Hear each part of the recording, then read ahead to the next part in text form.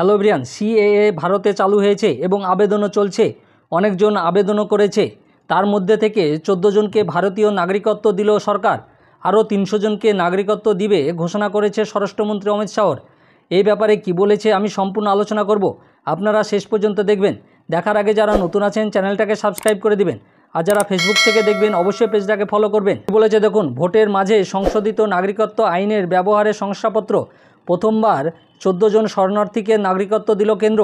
বুধবার 14 জনের হাতে নাগরিকত্ব নথি তুলে দিয়েছে কেন্দ্র স্বরাষ্ট্র সচিব অজয় ভাল্লা।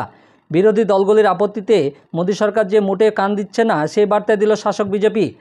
মানে যারা আবেদন করেছে তাদের মধ্যে থেকে 14 জন শরণার্থীকে নাগরিকত্ব দিল কেন্দ্র। সিএএ কার্যকর করার নোটিশ দায়ের করার পর থেকে আবেদন জমা করার জন্য বহু আহ্বান জানানো হলো। আবেদন জমা পড়েছিল নামমাত্র। শেষ পর্যন্ত জানা গেছে আবেদন জমা দিয়েছিলেন 14 জন। স্বরাষ্ট্রমন্ত্রক সূত্রে খবর, এই 14 জনই সিএএর জন্য যে বিশেষ পোর্টাল চালু করা হয়েছিল সেই পোর্টালের মাধ্যমে আবেদন করেন।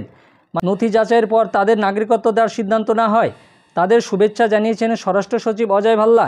এদিকে বুধবার স্বরাষ্ট্রমন্ত্রী অমিত শাহ দাবি করেছেন দ্রুতই সংশোধিত নাগরিকত্ব আইনের অধীনে 300 জনকে নাগরিকত্ব দেওয়া হবে। মানে এখন 14 জন শরণার্থীকে নাগরিকত্ব দিয়েছে সরকার, আরও 300 জনকে নাগরিকত্ব দিবে। পাকিস্তান, বাংলাদেশ এবং আফগানিস্তানে ধর্মীয় নিপীড়নের শিকার হয়ে ভারতে আসা অমুসলিম শরণার্থীদের নাগরিকত্ব দিতেই আনা হয়েছে সংশোধিত নাগরিকত্ব আইন। দ্বিতীয়বার ক্ষমতায় আসার পরই 2019 সালের ডিসেম্বরে নাগরিকত্ব সংশোধনী বিল পাস হয়। সংসদের 2 কক্ষে হলেও বিধি নিয়ে জট থাকায় তা এতদিন বলবৎ করা যায়নি।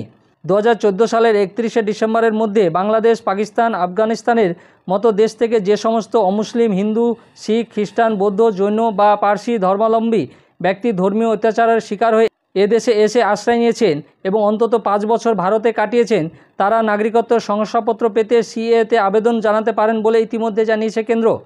মানে 2014 সালে 31 ডিসেম্বরের মধ্যে যারা ভারতে এসেছে এবং অন্তত 5 বছর ভারতে কাটিয়েছে তারাই সিএএতে আবেদন করতে পারবে।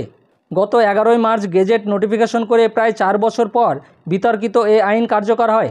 আগ্রহীদের জন্য বিশেষ পোর্টালও তৈরি করে কেন্দ্র। সেই পোর্টালের মাধ্যমে আবেদন করে নাগরিকত্ব পেলেন এই 14 জন।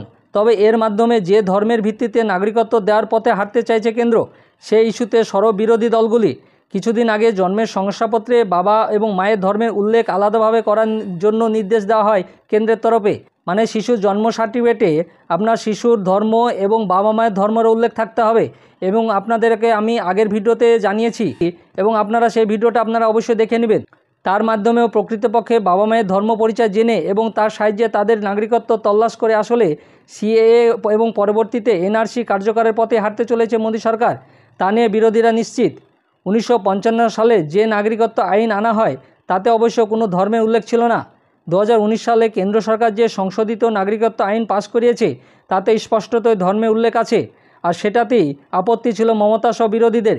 যদিও সেই আপত্তি ধোপে টিকল না তা স্পষ্ট। তবে বিতর্ক মাথাচাড়া দিয়ে উঠল নাগরিকত্ব আইনের সঙ্গে সিএএর ফারাকে। সিএএ চালু করে সরকার নাগরিকত্ব দেওয়া শুরু করে দিয়েছে। আপনারা সিএতে আবেদন করবেন কি না আপনার ব্যক্তিগত বিষয়। আমি শুধু বিভিন্ন রকম তথ্য আপনাদের সামনে তুলে ধরি যাতে আপনাদের জানতে সুবিধা হয়। আমি কোনো রাজনৈতিক দলের পক্ষে বা বিপক্ষে না। আমার এই ভিডিওটা ভালো লাগলে লাইক এবং শেয়ার করে দিবেন, আর যারা নতুন আছেন চ্যানেলটাকে সাবস্ক্রাইব করে দিবেন, আর পাশে থাকা বেল আইকনে ক্লিক করে দিবেন যাতে এই সংক্রান্ত আরও ভিডিও আপনি প্রথমেই পেয়ে যান। আর যারা ফেসবুক থেকে দেখবেন অবশ্যই পেজটাকে ফলো করবেন। ধন্যবাদ।